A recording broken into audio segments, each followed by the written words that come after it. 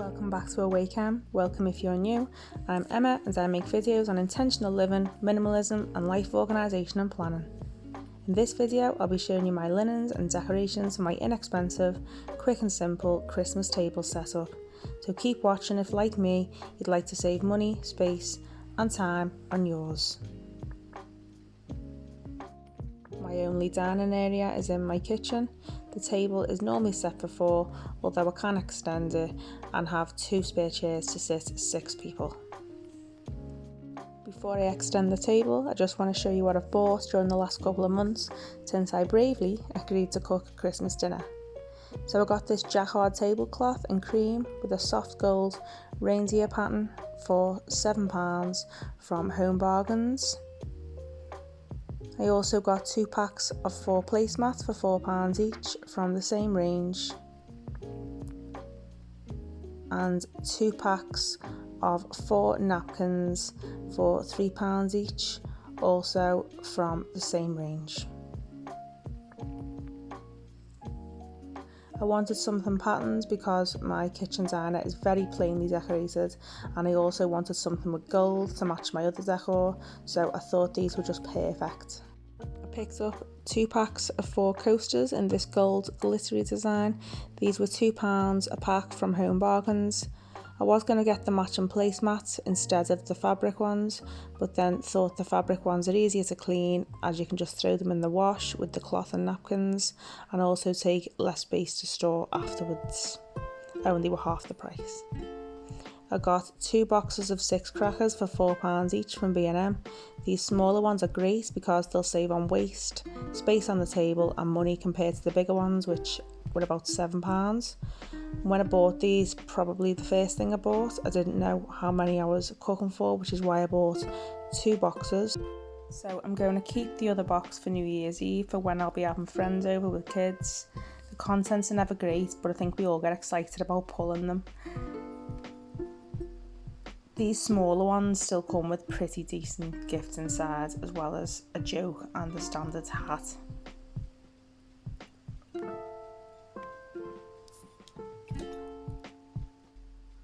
Although they come with paper hats, I found this box of 8 sparkly ones for £2 from Home Bargain. I did think it'd be a waste of money until I remembered how many of the tissue paper ones that come with the crackers have ended up in my Christmas dinner, and these ones have elastic on them, so should be better. For my centrepiece, I found this gold tea light holder for £3.50 from Primark. I chose it because it takes up little space, but it's big enough to be a feature, and because nobody needs to peek over or around it when talking across the table, you can just see right through it. I don't think a Christmas table centrepiece is complete without a bit of greenery, so I spotted these branches for £2.50 each, also Primark, and I'm really happy with what I managed to create with them because I'd normally just go for something ready-made.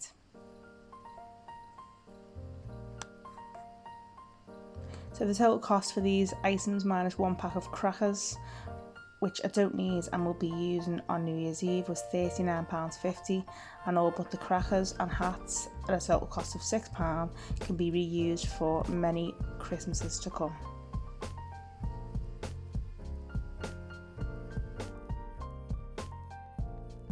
I can also reuse these 2 mugs, which cost £2.50 each, and 2 plates, which cost £2 each from B&M. I just use these at breakfast or lunchtime, or to offer a coffee and a mince pie to a visitor. These get used right throughout December, multiple times a day. They're from the same range as the tea towel from B&M, and I'm just showing them because they match so well with me table decor.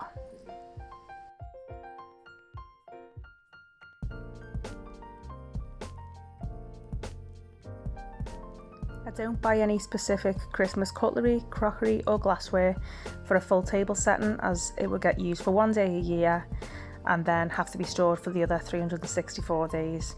I'm already short on storage space, and for a full set for 6 to 8 people it would get costly even from B&M.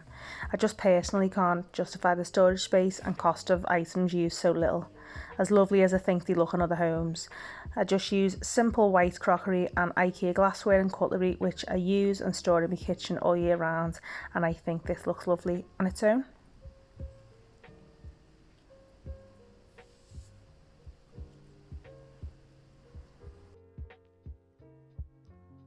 So first of all, I need to extend the table for 6 and grab me 2 spare chairs.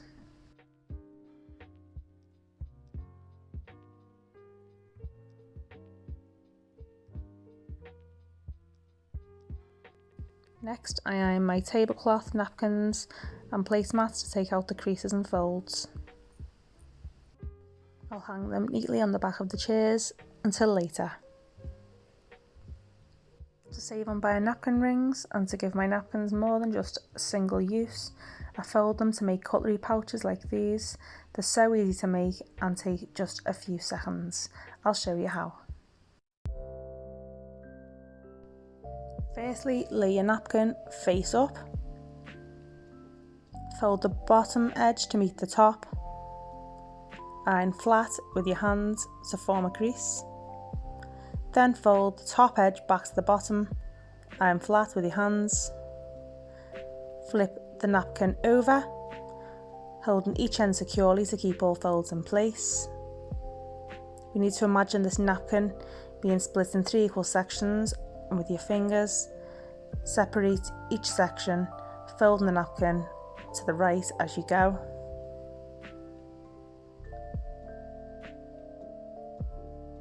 Until you have your perfect little pocket for holding your cutlery. Repeat this as many times as needed to have one for each guest, in my case 6 times, and lay them to one side until later. I then lay out my tablecloth.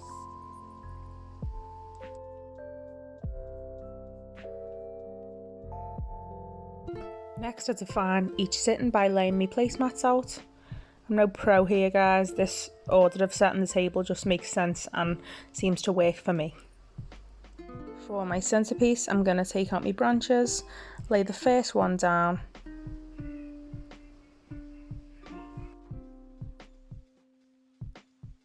take out the second branch, lay it down opposite, crossing over the branches and tucking them under the greenery so they're not visible. Next, I take out my star frame tea light holder and place this in the middle. I think this looks quite good, if I do say so myself, and I genuinely came up with this in about 30 seconds. I don't know where the inspiration and creativity came from. No, seriously, for me this is perfect. I just think it gives me everything. A bit of greenery, warmth when I light it. It doesn't take up too much space, and it took me less than a minute to put together. Cost me just £8.50. I love it. Next, I'll place my napkin pockets out, then coasters, followed by crackers and cute little pom-pom hats. For servingware, I just put out this gravy boat in case anyone would like to top up the gravy. Some dishes and spoons for any sauces, as well as a salt and pepper shaker.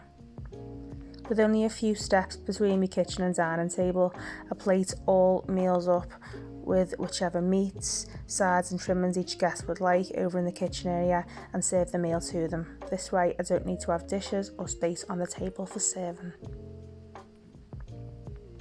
These are the dinner plates that I'll be using. Side plates for starters, bowls for desserts, and lastly glassware for the wine. I'll place a tea light in my holder and light it to add a little bit of warmth and coziness to the space.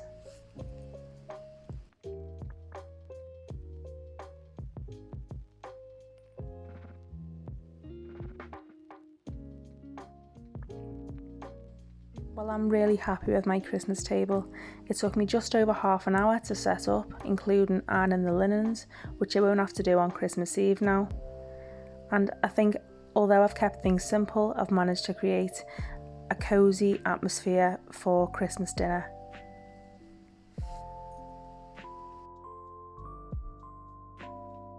Clearing all of my dishes back into the cupboards and folding all my linens into this box.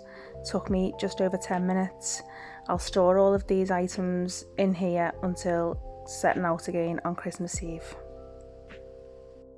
Apart from my coasters, which I put on the shelf, and my tea light holder, which looks nice on the window ledge for now. Having my linens ironed, crockery all washed and easy to reach, and all of my other accessories ready to go, out of packaging, in storage, just means that set up on Christmas Eve shouldn't take any longer than 15 minutes. Give me plenty of time to still chill and enjoy Christmas Eve with the kids, and giving me time for cooking with one less job to do on Christmas Day.